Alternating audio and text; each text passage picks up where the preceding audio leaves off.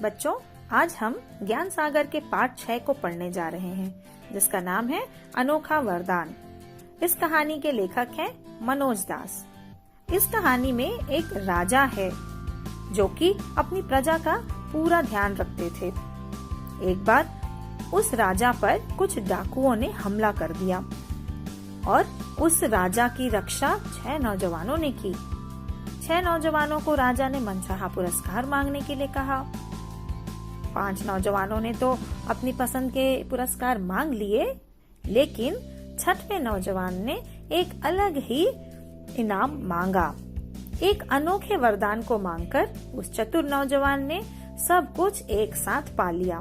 इसीलिए इस कहानी का नाम अनोखा वरदान रखा गया।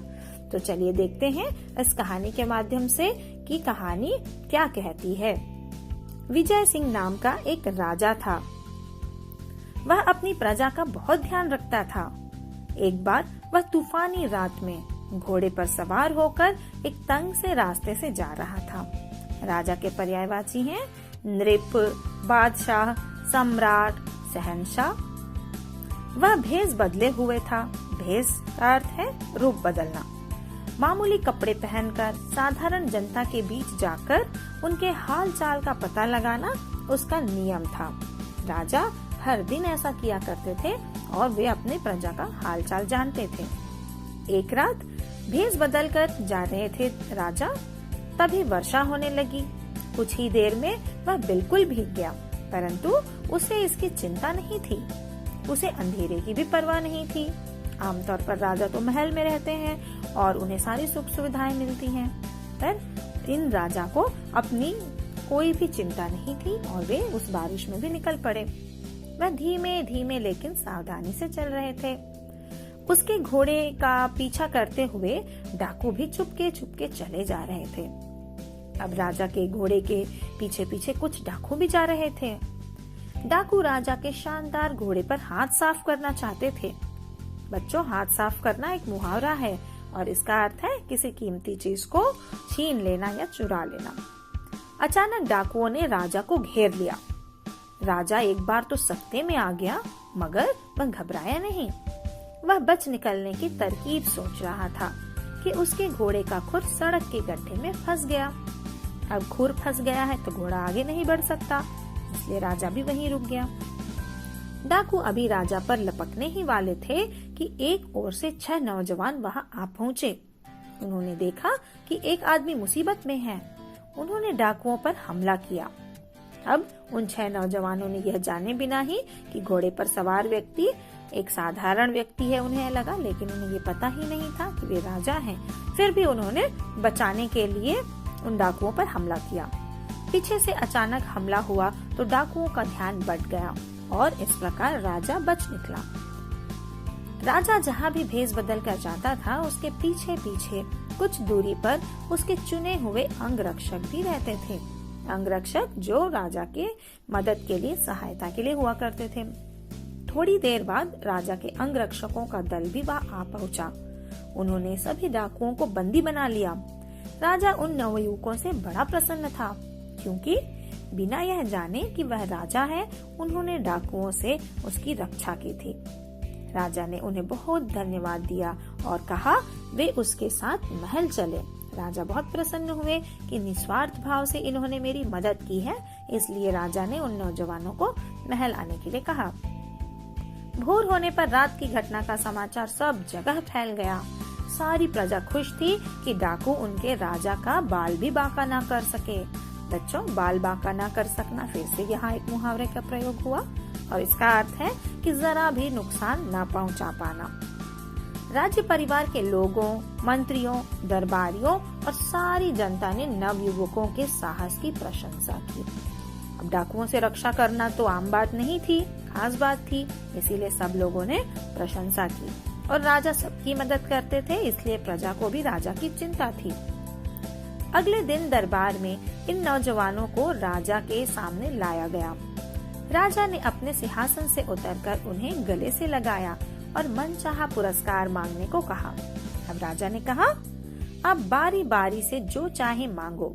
अगर मेरे बस के बाहर ना हुआ तो मैं इसी समय आपकी कोई भी इच्छा पूरी कर दूंगा। अब राजा के इन बातों को सुनकर उन 6 नौजवानों के मन में विचार आने लगे कि हम क्या मांगेंगे। उन 6 में से सबसे बड़ा था। राजा ने पहले उसी से पूछा। एक पल के लिए उसने सोचा और कहा, अब देखिए, कोई किसी चीज की मांग करने के लिए कहे तो तुरंत तो कोई विचार नहीं आता है। तो वैसे ही इस नौजवान के मन में भी कोई बहुत बड़ा विचार नहीं आया। फिर भी उसने कहा, महाराज, बहुत दिनों से मेरी लालसा थी कि मेरे पास आराम से रहने के लिए एक घर हो। लालसा यानी इच्छा। मुझे बस एक अच्छा सा मकान चाहिए। मकान के पर्यायवाची घर, भवन, सदन, आलय, निकेतन। राजा ने उसी समय उस नौजवान के लिए एक आलीशान भवन बनाने की आज्ञा दे दी। राजा ने तो कहा था कि जो भी मांगोगे वो दूंगा। अब भवन मांगा तो भवन भी दे दिया। अब दूसरे नौजवान की बारी थी। वह अपने पद में तरक्की चाहता था। राजा ने उसे राज्य दरबारी नियुक्त कर दिया।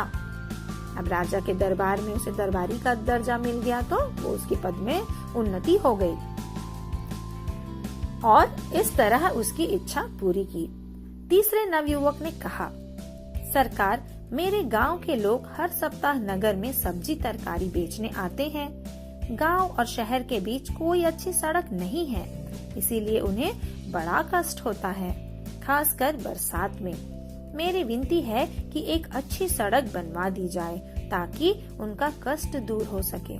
तीसरे नौजवान ने अपने लिए बहुत कुछ नहीं मांगा, लेकिन अपने गांव वालों के लिए मांगा और वो भी अच्छी सड़क मांगी।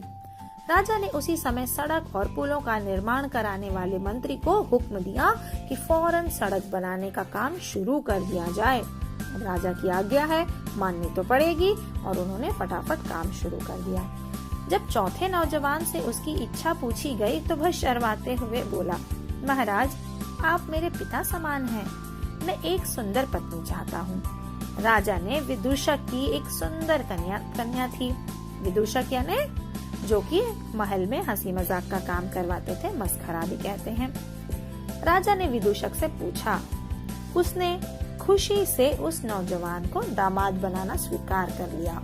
अब उस विदूषक ने हाँ कह दिया कि अपनी बेटी का विवाह उनसे करवा देंगे। पांचवें नौजवान ने धन मांगा। उसी समय बोरों में सोना भरकर उसे दे दिया गया। अब ये तो हुई 5 नौजवानों की इच्छा। अब रह गया है छठवां। छठवें की क्या इच्छा है, चलिए देखते हैं।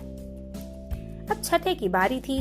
उसने कहा, महाराज, मेरी बस यही इच्छा है कि जब तक मैं और आप जीवित रहें, वर्ष में एक दिन आप मेरे यहाँ अतिथि बनकर आए। बच्चों, अतिथि का अर्थ है मेहमान। इस अनोखी इच्छा को सुनकर सब हैरान रह गए। दरबार में जितने लोग थे सबको बहुत हैरानी हुई कि ये कोई कुछ मांगने की बजाय राजा को ही अपने घर बुलाना चाहते हैं। बहुत से लोगों ने तो नौजवान को मूर्ख समझा। स्वयं राजा को भी यह बात अजीब सी लगी कि नौजवान अपने लिए कुछ मांगने के बजाय उसी को अतिथि बनाना चाहता है। लेकिन उसने तो शुरू में ही कह दिया था कि जब तक उसके वश में होगा वह उनकी इच्छा पूरी करेगा। बस फिर क्या था, वर्ष में एक दिन और एक रात उसने उस नवयुवक का अतिथि बनना स्वीकार कर दिया।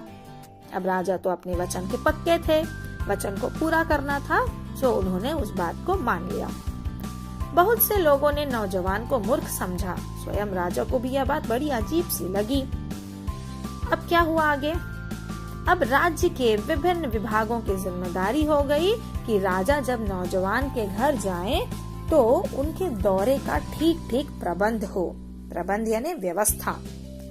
न राजा को किसी प्रकार का कष्ट हो और न उनके सेवकों को और न घोड़ों को।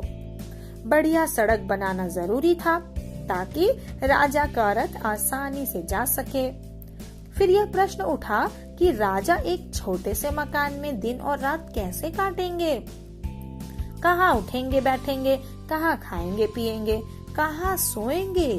अतः राजसी ठाट बाट के लायक एक महल खड़ा करवाया गया। लेकिन नौजवान अपनी मामूली सी आमदनी में इतने बड़े महल की देखरेख का खर्च कैसे चलाएगा? कैसे राजा और उनके संगी साथियों की देखभाल करेगा। इसके लिए उसे बहुत सारा धन दिया गया पूरा, और क्या किया गया कि सरकारी खर्च पर नौकर भी दिए गए।